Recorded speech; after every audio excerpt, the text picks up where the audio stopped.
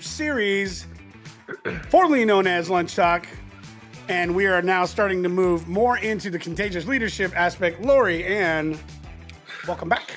Thank you. It's been a great week. How's your week been? Good. Other than the allergies that I was just crying about before we got started, I don't know if you can notice, but there's a little secret bunker we've been working on here. So anyways, more to come really later nice. in our new studio, at least my new studio. But we have a great guest coming up. I'm really excited for you guys to meet her. She's definitely going to leave an impression.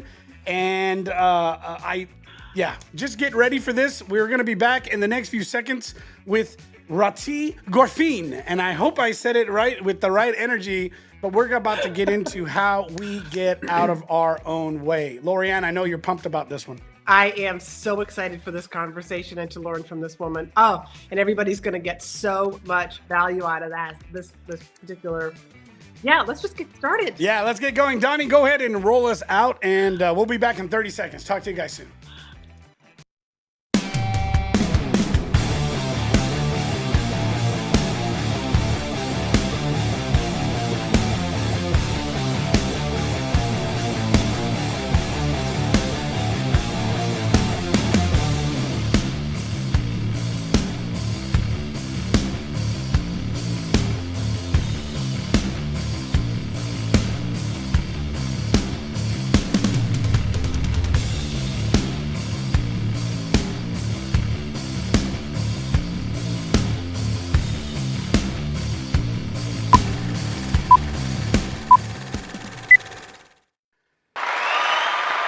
All right, there we go.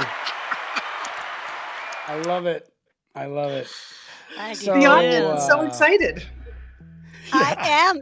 I was thinking back to my days as a punk drummer, and I was in a band called Tim Milk and the Novembers, and my punk rock name was Claude Chocolate, and I was the drummer. Claude Chocolate. Okay. Yeah, they were the days. So I love it. So Rahti, I love the name, and I'm like so wanting to not mess it up, especially with a name like Rigoberto. I want to respect that, but it's crazy because just the name itself has energy in it. And we had a pre-call here a few days back, and that turned out to be a really fun call. So even Donnie and I were discussing it, and I know you and Lori Ann had not had a chance to meet prior to the show. So I want to give you an opportunity to tell everybody and Lori Ann at the same time, but why do you do what you do? Give us a little bit of background on who you are and how you kind of came to this point. I'm excited that we connected, but I'm going to go ahead and hand it over to you and tell us your story. Wide open. I love it. Wide open question. Well, first of all, I'm curious about my name, Rahti. Rahti is a Sanskrit name. Rahti was the consort of Cupid, who's the Indian version of Cupid called Kama. Rahti is the goddess of carnal love. Oh, it also means desire. That's actually why I think it's a great name for a coach. It means desire. What do you want? It also means intense attachment to the Lord, which is kind of, I guess that's the same now that I think about it. It means other things. So you might have been curious. Anyway, I was an actress for 30 years. And that was great, except that I was doing it for the wrong reasons. I didn't like myself very much. And it was great to be somebody else. Also, I actually was on a stage with Meryl Streep way back when as the company apprentice for the Yale Summer Cabaret Theater, and I played the corpse. I was very proud. I was 16 playing a corpse under a couch, and Tom Stoppard's the real Inspector Hound, and Meryl was stepping over me back and forth in a gold lame gown. I was such a great corpse. You couldn't see me breathing. I had these big army boots on, And afterwards, I ran over to my dad, and I wanted him, because he saw a show. I asked him, "So, Dad, what do you think?" And I wanted him to tell me what a great corpse I was. Anyway, he said, "That big blonde," meaning Meryl Streep, "is going to make it." Now, that's not what I needed to hear. right? And of course, what we do is we hear things as children and then we make them mean shit that they don't mean.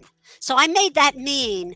If I'm going to be a successful actress, it has to be on a par with Meryl Streep. Anything less is nothing. So that bar was kind of high. And fast forward, my heart was broken, and I hied me to a nunnery. I moved into an ashram. That's basically a Hindu kibbutz, a nice place for a Jewish girl to go since I couldn't become a nun. And I needed to be there, first of all, because I probably would have caught AIDS and died if I hadn't, because I was a slutty little thing. But also because I had no sense of my own identity aside from being an actress and what I considered a failed one at that. So living there was great. I learned the most important lesson, I think, of my life, which is that company is stronger than will. You don't do anything alone. I also realized that I am innately lovable, regardless of what I do or who I am. Spiritual grounding is what I was lacking and I got. And then eventually I was, I don't know, I don't want to get sued, but the ashram is doesn't exist anymore. And I like to say I'm one of the few people to get kicked out of a cult. Anyway, my vision did not stay aligned to the guru's vision. Let's just say that. And they asked me to take a leave of absence for a while, which I did. And I'm glad. I went back to New York and all of a sudden I had tools. I started creating support systems around myself. I started reading Barbara Sher's Wishcraft, Julia Cameron's The Artist Way, and I would create these success teams, as Barbara Sher calls them. I also spent 6 years as a professional stand-up comic coming out of the ashram. And I met my husband doing that. We were the king and queen of Pennsylvania. He's also a comedian. And these success teams were popping. My best friend was in one, and she was an elementary school teacher. She ended up opening a bookstore on Lexington Avenue. Another friend of mine who was in it became a DJ. And my husband said, you're good at this. You should charge. And I was really tired of restaurant hostessing and waitering and cleaning other people's houses. But I didn't know what I was doing. And I found out it was this new industry called coaching. So I put a shingle out. I got some training. And fast forward many years, I got clear that the people I loved to work with were people like me. People who were creative, who had an entrepreneurial spirit, and often felt pulled in 50 directions. In other words, creative entrepreneurs with ADHD. I was about to say. So in other words, me. Baby. Because that this is going to turn into a therapy session. Yeah, no, that was one of the things, Lorianne. Like I told you, I'm really looking forward to you kind of taking lead on this particular one, because the truth is I was like, ooh, as we were talking, I was like, I wonder how many tips Rahti's gonna have for me, because we get on and within the first 5 minutes, I'm doing 3 or 4 different things already, and getting into it. So no, being in a creative space, unless you're there, a lot of folks don't understand just how difficult it can be within a focus aspect, right? Getting focused and being able to really make it work. You're going to be successful or you're not. And I think one of the biggest things for those of us in that space is we have to recognize where our weaknesses are. And I've come to a position very, very quickly when we started MW Partners, was that I had a weakness in the organization. I could not stay focused on this. So we hired team members to help keep projects organized and on focus and on point, because I'm jumping all over the place. There's really just no way around that, because I'm not a pharmaceutical guy. I'm not going to get on drugs. I'm just going to deal with it. I'm just still stuck on you're either successful or you're not. I think when it's for a creative personality, from what I've seen, you can get stuck on the negative creativity. or positive creativity. It's just, I've seen them, Oh, okay. artists, I get it. right? It's I where mean, you you put name your it. focus. You can That's focus it. on what's going That's well. it. That's And it. oh, That's it. gotcha. Yeah. It's not like Meryl Streep or bust. That's not what you mean. No, not like that. It's just, you know what, like when you have that artist heart, when you have that creativity out there. How many musicians? I mean, we have musicians in my family. We have artists in my family. We have all of those creativity type personalities. And what I've noticed is we tend to find others like us, and there's a lot of us that are unemployed and never really get to a certain point, and they either need to get a real job or they just can't get past their own obstacles in the way. And I see that a lot, especially with creative type personalities. So, but what about you?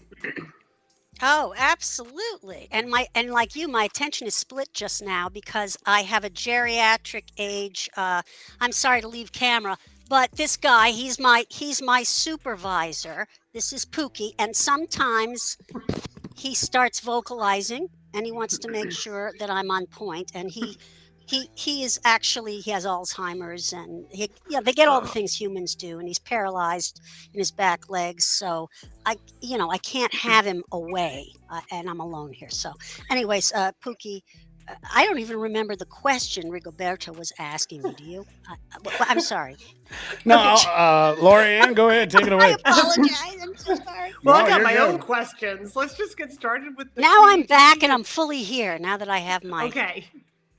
familiar. Let's just talk about this creativity and Yeah. how people like Rigo, like ADHD, like how do they get all this creativity, like DNA? That's a good question. That's kind of where I want to get started, because I myself attract these kind of people. I don't think I don't think I have ADHD at all, but I think that I attract those type of people to me. Well, that's a really interesting. I think that's because we're coaches in part, Mm-hmm. and I think people may know or understand, even if they don't know what coaching is, that one of the things that we do is bear witness to Mm-hmm. their crazy thought process, so that they can hear and see themselves, and then sort their stuff out. So, that's why I think, that might be part of why we end up attracting a lot of the same folks. You're going to hack and wheeze. Just don't die or have a seizure. I'm putting you down. I'm sorry. As far as the DNA, yeah. My Richie, I father- almost want to see you and your husband's show, because we're only like 13 minutes into this, and I'm doing a lot of laughing. Oh, good. Okay. Yeah. Yes. Well, thank you. And it's so much more fun making people laugh like this than from a stand-up stage. Let me tell you, because it's a dare. When you're on a stand-up stage, this was my experience of it anyway. It was like, okay, prove it. Are you funny? And there's nothing that puts the kibosh on being funny than that. So I mean, it was a really rough profession. I mean, I was either on cloud nine, I'm the next Joan Rivers, or crying on the floor of some disgusting bathroom in Virginia because some guy had heckled me to show my tits, and why do I have such big nose? Some anti-Semitic weird thing. So it's not an easy. That's not an easy gig if you tend to absorb people's crazy. Yeah. Which is also why I love coaching. We cannot absorb people's crazy. We cannot. We don't have that luxury. Anyways, my dad played the mandolin in the army. I had a cantor, a relative who was a cantor in Russia, in Berdichev. I got great grandparent or something. So yeah, it is in the DNA a little bit. I think a lot of things are. It's got to be, because I'm listening to your history, you just describing, like your family, your father, your grandparents, and I'm thinking, wow, I have a very boring childhood compared to everything that you've just shared. And I'm sure that it's really boring or maybe healthy, maybe nurturing. Well, that's a whole different conversation, whether or not like it was healthy, or because Well, let's just get back to all this creativity. I mean, Okay. it just sounds to me like you've done so many different things. Mhm. Is it because you get bored easily, or is it like that, like what they say with ADHD, like, oh, or is it that shiny object syndrome? You know what it is, and I think this is true for a lot of my clients. Not bragging, but I'm good at a lot of stuff. Okay. Good, and I try it on for size, and I go, "Wow, I've got some innate talent. I should do that for a living." And like I played the violin very well, and so my mother thought, she thought it had to be my life. Or I would make these little, when I coach, I sometimes sculpt. Because that's a way for me to stay grounded. And I use baby Bonbell wax, from the baby Bonbell cheese. And so I Hmm. make these little things. And so my mother thought I should sell my sculptures. And this is a problem if you treat a kid like everything they're good at should define them. I think you're setting them up. It's a lot of pressure to put on a kid. That's a really good point. Uh, Mm, that's a That's a that's that's a that's really a interesting. that's a really good point. I can Can tell we you just from experience, I screwed that one up. hmm. Yeah, Well, yeah, you no, know, he seems your kid, Donnie, is awesome. The fact that you guys can work together, I mean, that's amazing. That's incredible. You So know, when you started working with business owners yeah, and you started getting deeper into that because you found yourself in that place where you were doing what you loved, right? So yeah. you went through a couple different levels of profession, and it's funny because we really do help individuals when we have gone through that process ourselves, Mhm. right? Yeah, I And so agree. you're Yeah. saying that you're starting to find you were that personality, you were in a creative space, and what you started to realize was the same challenges that you had gone through in your career, in your life, you were finding ways to help others solve that problem. So, you know, how did you start to address that? How did you get out there and say, "Hey, by the way, you're a professional in your role, in your position. How would you like to admit that you have, a disorder? How would you like to admit that you're not functioning properly and you may not be the right person for the job?" And the reason why I tell you that is because some years back, I remember in one of my own corporate roles, because if you know me, you already know that I'm ADHD. Like, whoa, shocker, right? And as well, a lot of times when you struggle with that, one of the wonderful things that comes with it is the side effect of dyslexia, right? And so you Yeah. always have a couple other aspects. And I remember having a boss even tell me, like, you shouldn't, like, don't tell people that. And I was like, why? Uh-huh. Like, I can't Mm. spell for shit.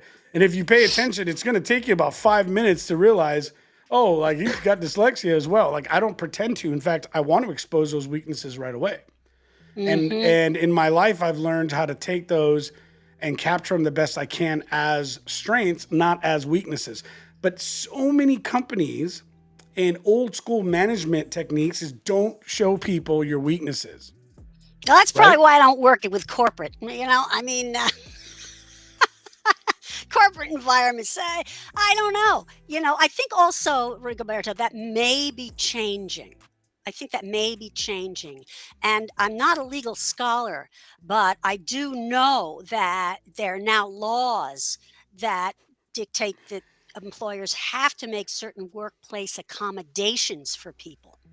Right? And ADHD, I mean, you may not want to reveal it in your first or second interview, but it is considered a disability. Even though I call it it's a superpower, really. Yeah, Uh, that's the way I feel. But my yeah. my my question really is how do you get leaders in those positions Mm, to expose it, to stand out and say, hey, this is a weakness? Because again, like for myself and my own personality, it never bothered me to expose that. yeah. But I can see how my personality really doesn't care. In fact, it should probably be a little bit more careful on what I Yeah. say. But the truth is that I'm not a really good liar. And so I just say what I'm thinking. It's a lot of Pros and pressure to cons, lie. right? Yeah, Ugh. there's Oh. pros and cons to that, but the thing is that a lot of individuals aren't like that. They're not like that. So how do you help them get past that? Because I would assume, you know, this aspect of at least admitting that there's a need for that type of a coach. I don't know very many adults that go out in a corporate setting that say, "Okay, I have a need for an ADHD coach." I mean, Yeah, I do I'm know really there is curious on that. some. One of the person I worked with, Jerry Wistrom, he was a coach mentor of mine and a wonderful guy, very smart guy. And he used to, I'm jealous of him because he was able to do it. He went into corporations and got hired specifically as an ADHD coach to help people improve their performances. Um, and he was interested in doing that. I wasn't.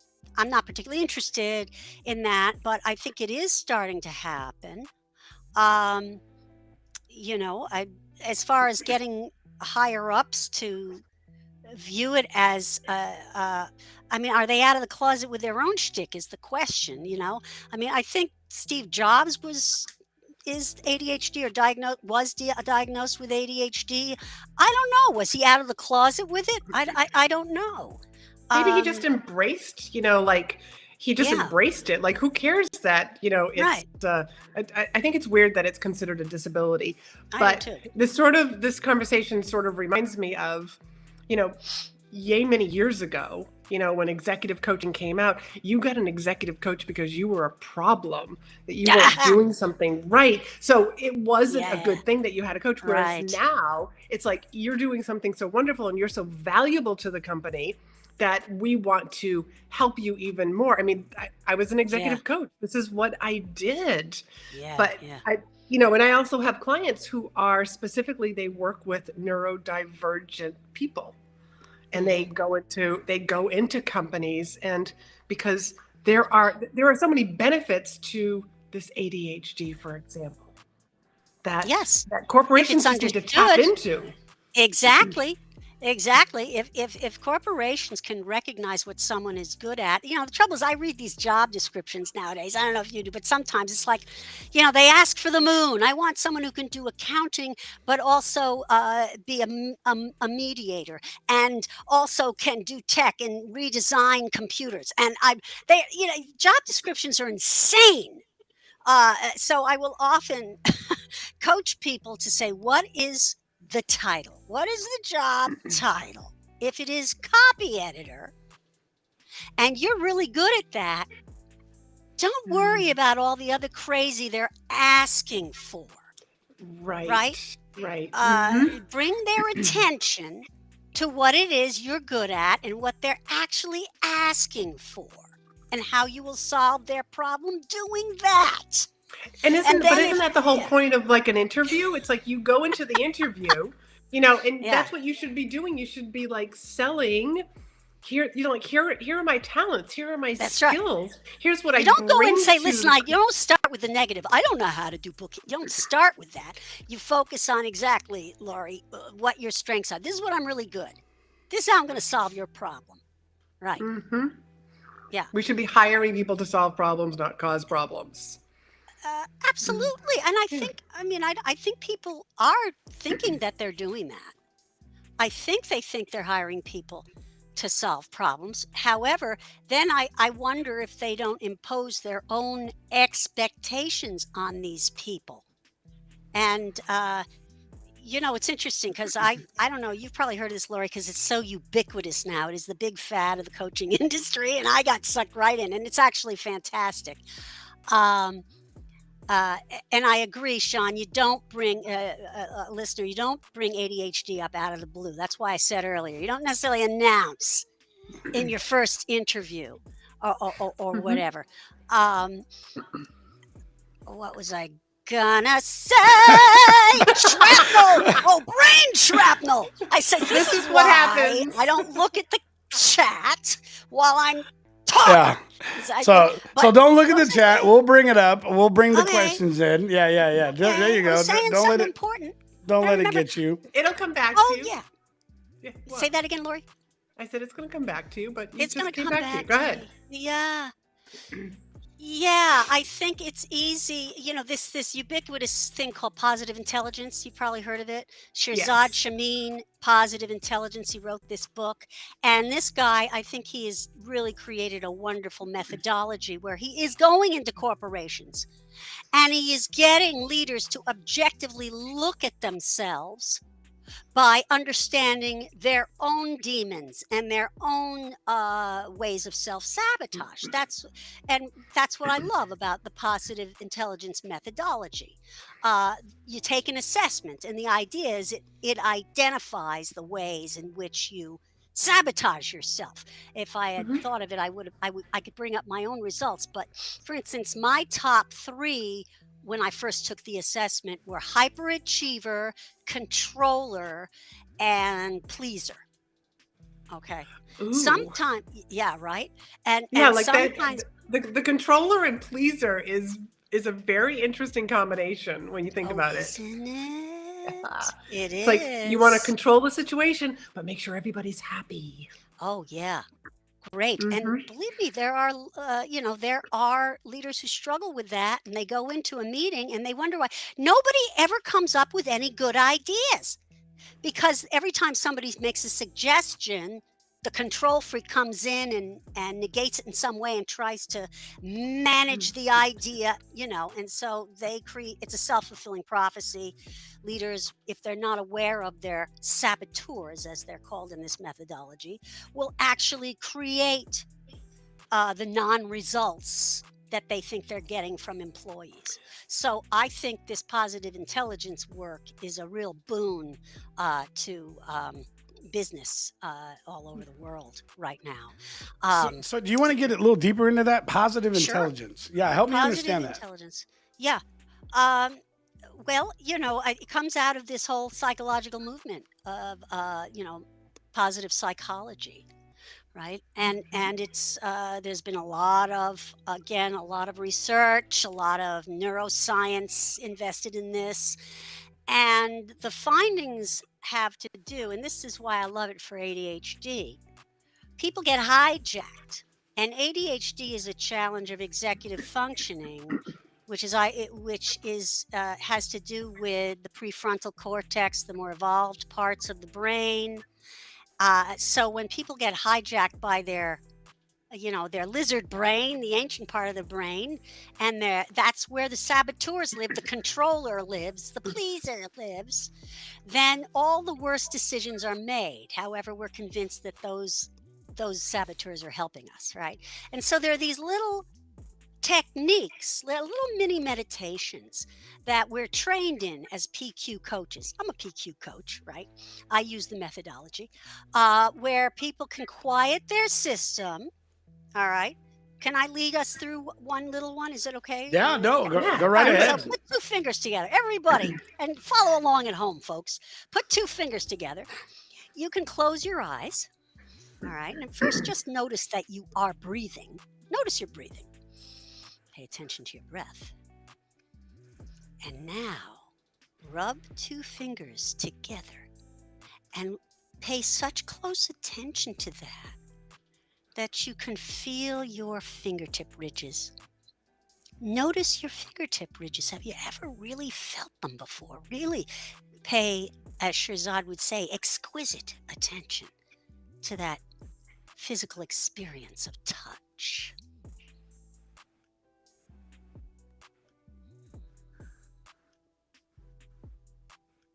Okay. Now, you may notice you feel a little calmer.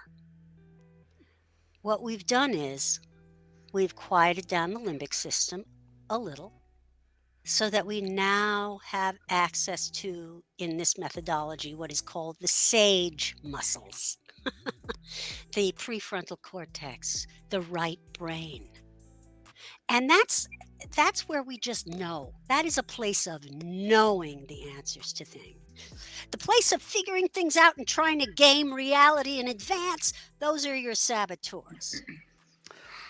So was it So okay? Like in 5 seconds in that exercise, I couldn't keep my eyes closed. Like it's okay, absolutely. I was like, all right, I got it. I can feel I'm it. done. Yeah, I'm done. Like I'm Check. done. I get it. I get it. You noticed that though, didn't you? Oh yeah, no, absolutely. That's where you Meditation's start there. become an absolute necessity for me Absolutely. in my daily activities, meditation, journaling, and different aspects of accountability to help me process thoughts. This show right here and everything you're seeing was a part of my own process of what a coach had called creative constipation. Well, it Yeah. sounds like it's the opposite of constipation. You're exploding. Well, Uh, that was to exactly it. stick It with was the colon he had analogy. recognized for myself as a creative personality, stepping back into a business running, personality. Yeah. What happened was I started to become very stressed out because I was now running a business. I'm running a business. I'm doing books and sitting with bookkeepers and CPAs, and I'm creating aspects for sales, and I'm doing operational elements to it, and I'm not being creative. And so it was absolutely impacting me. It was impacting my health. It was impacting. Impacting. Oh, it was huge. I had never had breakdowns like that ever. I mean, I had straight nervous breakdowns where I was done for Oh, 2 days, man. So where what I changed? couldn't. What shifted for you? Well, what What shifted shifted for you? was So, yeah. recognizing that I needed to have an outlet for my creativity. I've always been in sales and marketing or been in operations where I was working either with my hands from a technical perspective, so I was constantly solving problems, Yeah. or I was in a sales and marketing role or some sort of strategic role where I'm coming up with strategy and dealing with it. So all of these are always keeping my brain moving, right? And so it was easy to stay busy and find things to get done. When we recognized that, I thought it was funny, and there we go. We started doing live podcasts, and then I realized just how much it wasn't just opening creativity, but it was And Lori actually became the starting to guest who find. never left, I Well, understand. here's, Yeah, here's yeah, what's yeah. so here's what's interesting. I mean, Rigo, if you had that creativity constipation, as you're calling it, I actually would call mine creativity anorexic, because that's what and I've shared this with you off the show.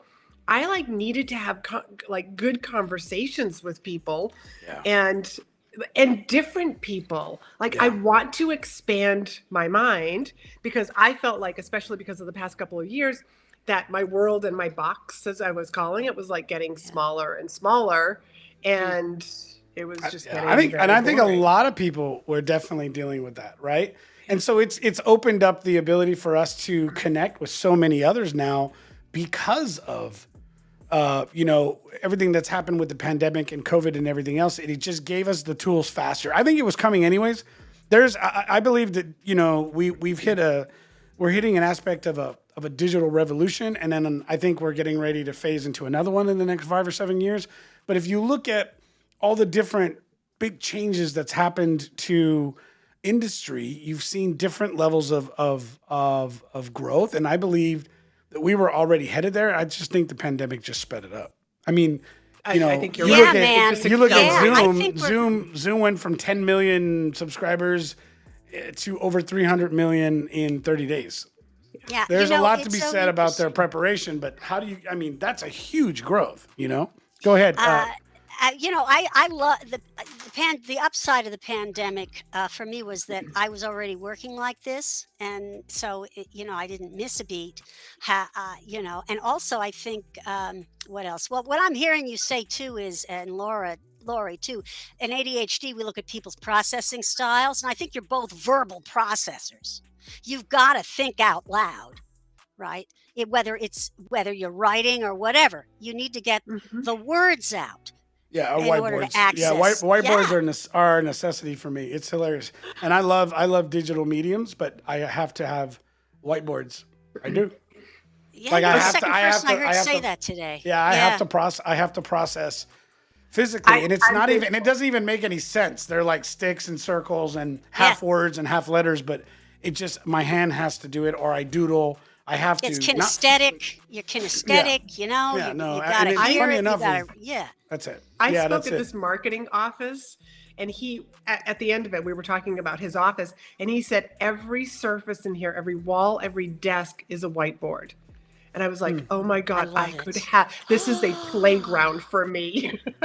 I Oh wanted to have more talks there. man. And I got to tell you, it's so funny because my mother could have killed me because I used to write all over the walls when I was a little kid. Little did you And know, when you were onto and I mean, something. I remember I felt so bad once. I had a, back then I'm a boomer, so the teachers could be really sadistic and awful. And I, in red crayon, if you got 100, then you were a good girl, right? So I covered the walls of my room in 100%, 100%, 100%, 100%. I mean, kind of like psycho, you know? However, getting back to that idea of the prefrontal cortex and the sage brain not being, not just having knowing, you get that through kinesthetic moments. You get that through noticing your breath. You get that through walking and moving. And so that's why I think it's so great in education. They're starting to realize kids need to get up and walk in the back of the room. They need to allow kids to chew gum during tests, right? Before it was like, no wonder you think the Hmm. kid is dumb. You're not allowing the kid to think in Or to accordance be who with they their are. biology or be who they Yeah. are, Hmm. you know. So yeah, it makes perfect sense to me. And also decision making, which is what a lot of people come to me for. And planting a seed here, because I want to gift something to your listeners. But decision making, if we get caught up in our head around a decision, that's the worst way to make it. You gotta get it out. Either talk it out with someone, write it out, whatever, and take the onus off the preciousness of making a decision. All right, and just I think there's a whole thing too with this. If you're explosive, right? Um, I had to give up fear of making mistakes a long time ago. Rati, can I just ask you a question about that Yeah, decision making? Because yeah. I feel like, I'm glad you're asking it because I'm like, all right, we got to dig into this one. Okay, yeah. good. So I mean, it's great to say, like, get it out, write it on paper, like, talk to Yeah. people. But don't you think, like, we're actually trained to think about this, sleep on it, Oh, yeah. almost I like think keep there's a it to lot of value in that. ourselves? Oh, keep it to ourselves like a secret? I'm not sure I understand. Yeah, I just feel like, like we are taught. I mean, I'm like thinking about Mm. my upbringing, but it's just like you're not taught to share this stuff with other people so that you can actually work it out. It's like, just let Hmm. me know what your decision is. And then we sit there and it's just like, well, here's like when you're trying to make a Do you think, decision, given your you've only history, got that's how that's been? I'm just curious. Now I'm digging into your history now a you're little digging bit. into Why? mine. Why do you believe that that's how we as a whole are taught? Well, yeah, I do see that with people. But I think, like, looking back at like my upbringing, my dad was an engineer, so Yeah. brilliant man, did very few words, So I think there was that, like, you just had Okay. to know what the answer is. That's the modeling. Hmm. That was the modeling you got. Whereas for me, it was like no, Diana Rigg, the late great Diana Rigg, wrote a book called No Turn Unstoned. No Turn Unstoned. I mean, the fear of making a mistake. This is also probably cultural, but a Jewish mother, when you're going to school, doesn't say goodbye, have a great day. She says, be careful. Okay. So, don't do that. Oh, what if you did that? My mother was the biggest coulda, shoulda, woulda person. Always, don't do that because this might happen. Don't do. So for me, I had to learn that a decision is just a choice that gives the universe more information. That's all it is. And I did not make that up. I got that from a coach I work with, Monica Shaw of Revenue Breakthrough, but it's absolutely true. That's all it is. And existentially speaking, there's no right or wrong. Just So make a true. decision and decide it's right, because what's going to And happen is you'll and get it's from feedback. there, yeah, we get Yeah, feedback, and like, we get to remake decisions because now that's we have right. more information. But this is That's this right. is really interesting. So how do you help your clients, whether your individual clients or your business clients, actually make better decisions for themselves? Well, I help them get in touch with offhand, I would say what matters, what really matters most to them. Yeah. Sometimes it's a matter of realigning with their values, you Hmm. know, uh, not their shoulds. Figuring out Sometimes what their values are. figuring out what their values are. That's the classic coaching exercise. Write down your 5 top values, right? Hmm. One of the things I've seen, Rati, and Yeah. I think you probably experience this as well, but I think a lot of times there individuals have a difficult time identifying uh, their skill sets, Hmm. their ability to learn, and at any level, and a reality that not everybody can do everything or anything. And I think I like the example of looking at it from a sports analogy. Hmm. If I had an intention, and I was actually speaking to my wife about this morning, and if I had an intention my entire life to become a professional NBA basketball player, great, Yeah. Yeah. fantastic. Yeah. As a child, that's a dream, and I'm looking at this and I'm having fun playing basketball. Well, by the time I'm 5 years old, it would become very obvious that I'm not going to get much taller. As I'm getting older and older, and my genetics and my Hispanic background and everything else, we're not tall people. And so to get into that 5'10" or 5'11", and even if you're lucky enough to get to 6 foot, most of my family is within the 5'7" to 5'11" space. It Yeah. doesn't matter how much I want to become a professional basketball player. I have a lot of things going against me. And Hmm. using my skill sets, my born attributes, the things that I have as strengths, and making that be what I build an income from versus trying to create a career from skill sets we don't have. That's just one of the things I have found. I remember I got in one organization and we had a gentleman in a sales role who is a engineer. And I said, Yeah. "Why are you in sales?" And he sucked at sales. He was not very good.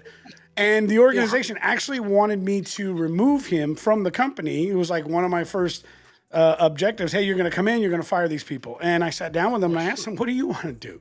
He's like, "I'm an engineer. I want to get into the technical aspect." And I said, "Okay, let's move you there. Let's look at technical sales. Why don't we put you in a position where there's no pressure and you can just get out there and help solve problems and explain the technical aspect of this product to the client, to the prospect." What did he do So that I'm year? curious to know how this relates to the NFL player and you not becoming an I'm NFL about to, player. yeah, about to tell you. What he did was that Yeah. year he ended up selling millions of dollars of product and inventory How do you like that? Yeah. because he was in a role that was better suited for his personality type. That's And right. my question to you is there's a lot of folks out there that I think fail to recognize that they need to know who they are before they try to build this whole massive career. This is one of the things that I've worked on with my children quite a bit. It's like, look, before you get out there and decide what you want to be, you need to go figure out what you're not. All I'm right? curious to know, Rigoberto. Uh, I don't think it's an accident when we crave things. I wanted to be an actress before I knew about, when I was 4, I wanted to be an actress. I Mm-hmm. wanted to be seen. I wanted to be heard. You don't wake up in your crib going, I'm going to be a coach, you know? But there's a seed in there. There are a lot of transferable skills Mm-hmm. from theater and acting to being a Mm-hmm. coach, right? You have to listen to people. You have to really enjoy helping them create a narrative. You Yep. have to also get them to reframe that narrative, You got to right? tell a story. And tell stories. You have to be able to communicate pithily and well. So why do you think you wanted to be the NFL player? I'm Oh imagining no, I what didn't. in you, who I in was you using that as is an it? example. Was there, Yeah, but no. yeah, but there's something there. Who is the NFL player in you? Yeah, no, that was just an example. I never wanted to be a But it professional. brings up a really Yeah. good point. What he was talking about, Rahti, is that, and I found this from my days, in corporate, is that we Yeah. hire resumes. We hire resumes instead Yeah. of really looking at like the person and are they a good fit. We hire resumes and fire personalities. And just like Yeah, Rika that's was right. saying, I mean, I've seen that a lot. Like the qualities of this person, they're in the wrong role. Yeah. But somebody, What I like, love oh, is we the Well, the need to thing is fill that conclusion this was he nobody couldn't helped them sell. understand that, right? Sorry. What Go I ahead. love is the conclusion made was that he couldn't sell, which was bullshit. Yeah. It was that he Well, was he sorry. not probably allowed to wasn't sell good. from his genius, from what he Well, was No, he doing. probably wasn't Go good ahead, at on the Lorianne. road. He probably wasn't good at on the road stuff. No, If he was really good. actually, he became one of the most traveled individuals in the organization and did more than anybody else. Here's what it came down to: Yeah. I see this a lot in leadership, and I think it goes even further back. We had generations where individuals like you and I would go into a company, specifically, I think a lot with men, 60s, 70s time frame, where you would get into an organization and you would enter into mentorship programs, right? So you'd get into mentorship programs. You had knowledge that was being transferred from the folks before you. There was plenty of individuals that would rally around you. So look at a journeyman, for instance, and they would take the entry level folks and they would work them through the process of becoming a journeyman or getting their journeyman's license. It was an apprenticeship program. And so people went through the process. They learned where not to step. They learned how to cut this particular corner here or there and save themselves a few hours by the end of the week and then save hours and days by the end of the month, right? You learn these things from mentorship, from coaching, from those who have learned the process already. As we've gotten further and further into a technical age, is many wonderful attributes and I think massive advantages that we're getting from innovation of technology. We have lost a lot of mentorship and leadership Yeah. and a lot of Right. passing down of tribal knowledge to the next individual. Also, there are very few careers where people will actually stay for more than 5 years. And that's what And results so- in hiring resumes instead of people. But that's exactly right. That also results in Yeah. putting people in the wrong roles Exactly. because we're not learning how to understand people. That's right. We're just looking for a bottom line, or we're looking to solve a problem or go do this or go do that. I mean, by all means, I've done this plenty of times. Well, I'm going to hire you based on this, but I'm going to wait a couple months and find out if you're the right fit. Not for the organization, for the role, because I like you. That's why I hired you. And if you're willing to do something else that I think is going to help you become more successful for your own life, and that I've been very fortunate myself in my life. I've been fortunate enough to help others, but that was because I struggled with a lot of that myself, and I stopped trying to do things that were never going to suit me. I mean, I got an electrical engineering degree because I thought I wanted to be an engineer. I can't sit still long enough. I love the technical aspect. I could read schematics all day long. I love that because it keeps my brain going. I cannot sit down in that cubicle. And I realized I will never be an engineer. I have the degree, but what can I do? I tried construction, I tried electrical. And then before you know it, I started getting into sales and business development and marketing and coaching and teaching and running crews. Ta-da, there it was.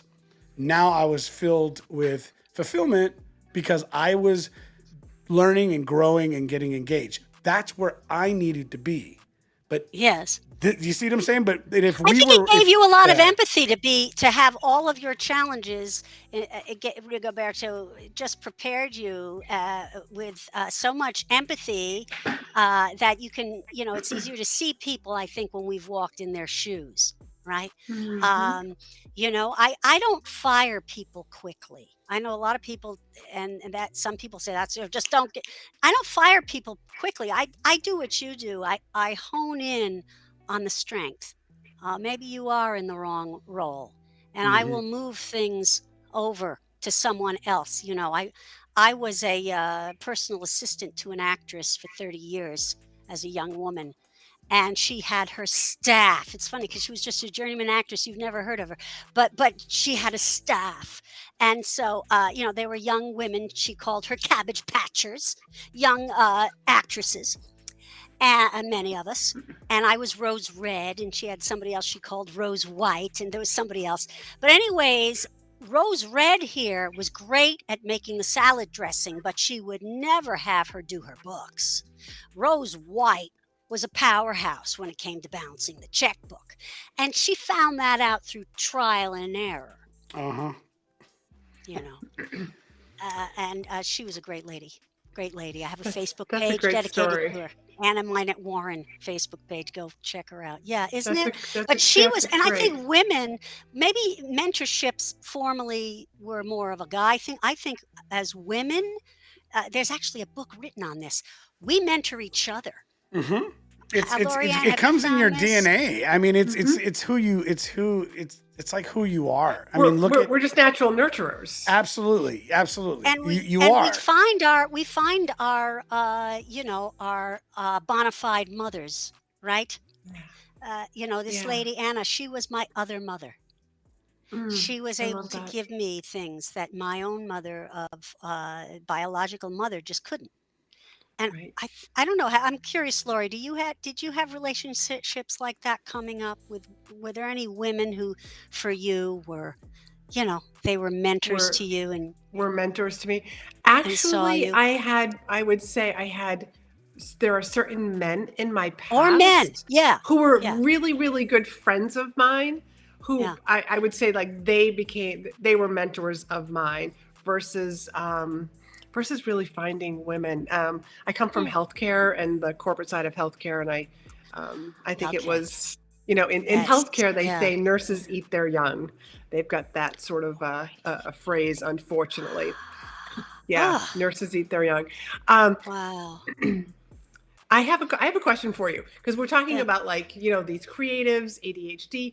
I'm curious about like, you know, because sometimes you can butt heads with your fellow employees. Like, do you yeah. have tips that can help the people that are that are not the creative type, that are on like the outskirts, that so that they don't get frustrated and That's a good angry question. at, That's because a really good yeah, question. Mm. you got any tips Well, for big one our for me. listeners? Yeah, big one for me. And I learned this phrase from a gentleman who is currently my client manager. And that is, and I learned to do this with him because at first I was like, oh no, this hire was not.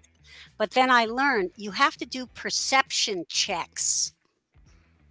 You Mm, have to, you know, it's not asking people to parrot you, but you have to be. I do this at the end of every meeting. I will say, now, just to recap, just to make sure I have communicated effectively, can you tell me what it is you are? What are your actions going forward? What are your assignments and what are the deadlines for those? mhm. And I will sit and listen. And many times it's like playing telephone, right? Mm-hmm. By the time it goes around the table, it's something else entirely. Yep. You got to do those perception checks. And you know, I don't know that this is for everyone. Something I've started doing that really works, and it's for me too. Is I will start every meeting out with just a moment of centering. Just everybody chill. Mhm. Everybody calm down. Get out of the I've got to be perfect. I've got to impress. I've got to, because that gets in the way of listening. Mhm. So There's But so much those who science do, behind that. 2 yep, minutes. That's all it takes. 2 minutes. The amount of space it opens up for your mind. We've done that a couple times. There's a few times. Anita, one of our employees, she's my executive manager. Basically, she manages this, and sometimes she's like, "Do we need to take a minute to meditate, Rico? Do we need you?" I love it. I'm like, "Yeah." You're lucky you have her. Yeah, she's great. Yeah, I'm right. like, "Yeah, But she but we'll takes do it that tomorrow. We gotta go. initiative. We'll do it Yeah, tomorrow." That is awesome. we got stuff to check off. Yeah, we got But stuff to do, but yes, you do know, I like need to? Yes, absolutely. Am I going to do it? Probably should. no. But Rigo, what Richie, what you like the whole perception thing. Rigo sort of reminds me of when we had Luke Yep, on the show, and he was talking about like always debriefing. that's right. Constantly like That's right. debriefing over Having whether to, it was yeah. a good a project that went really well, a project that had some faults to it, but it's always the debrief where I Yes. think we all learn not just about the project, but we learn about ourselves. Yep. and how to work together. I think more effectively also. Well, and that's the thing is I had a what was his name, Rick. I remember he said, you cannot perceive the level of understanding of anyone else in the room. That's And right. this was in a role where if you did, you could get yourself killed or someone else killed because it was high voltage. And so, the mistake is you think that everybody in the room has had the same training or same understanding. And we forget that sometimes in something simple like a team meeting. And you're right, it's something even I find myself forgetting, but it is critical because we are going to have this conversation and each of us are going to walk away with a different aspect based on so many different variables on what we think it is. So did we set the precedence?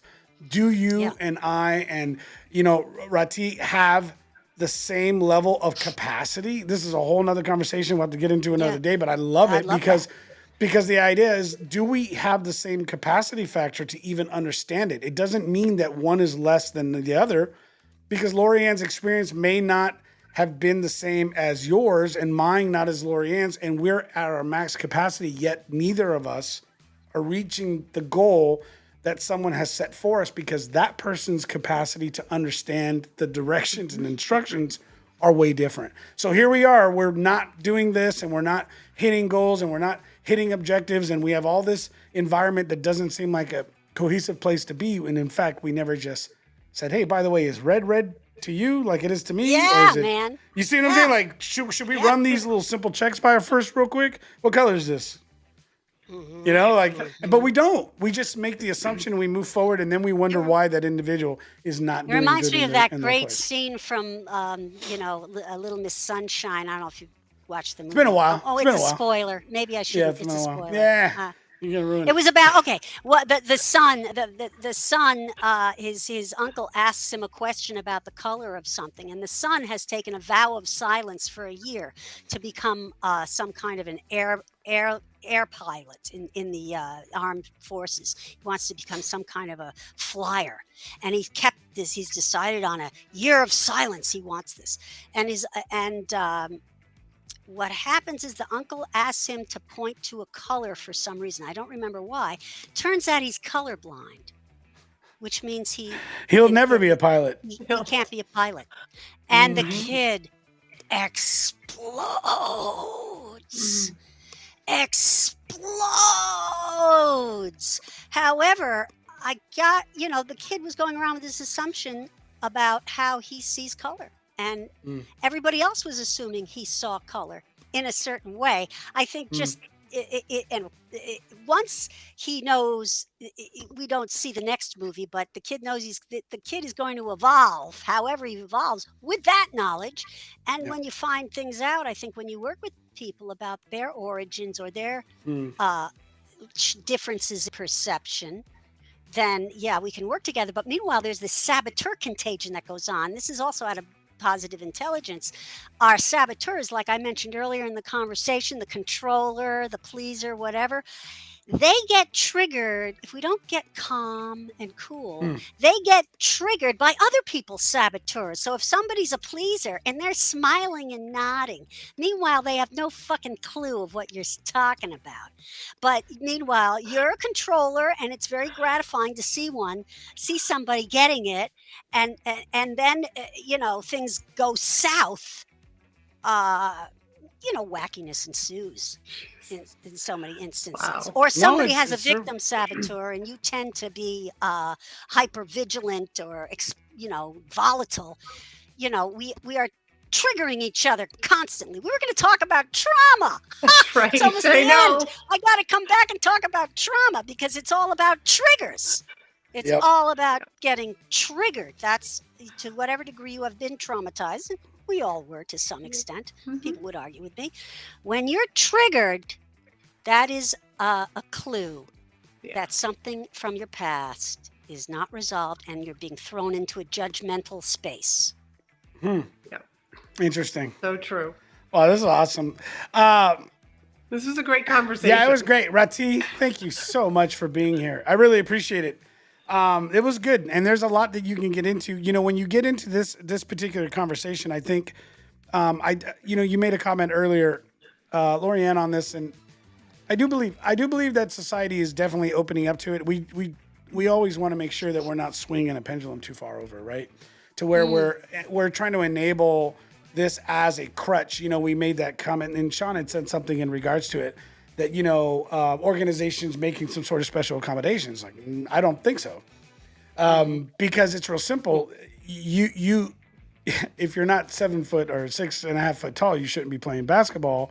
It's the same aspect. That's what I meant by that when we were getting into it, is you have to be able to lean on your strengths, right? If you're less than 100 pounds, I highly doubt you should get into military or law enforcement. Like, there's just certain aspects that you have to recognize where you are and where you're not.